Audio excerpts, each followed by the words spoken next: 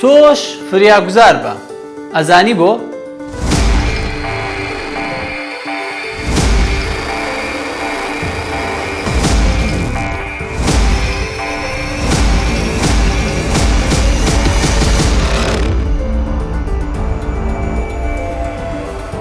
تۆش فریاگوزار بە، چونکە دەکرێت کەسێک لە مردن ڕزگار بکەیت کاتێک پلەی سوتاوی قورس کەم دەکەیتەوە.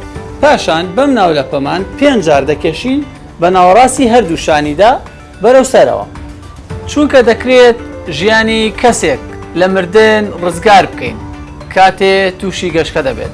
تۆش فریاگوزار بە، چونکە دەکرێت بەکردنەوەی ڕێڕەوی هەناسەی کەسێک ژیانی لە مردن ڕزگار بکەیت.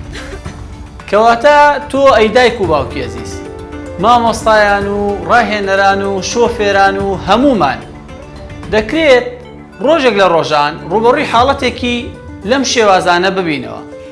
ببینە فریادڕەسی ژیانی کەسێک بە فریاگوزاری سەرەتایی. بە هەمومان فریاگوزار بین.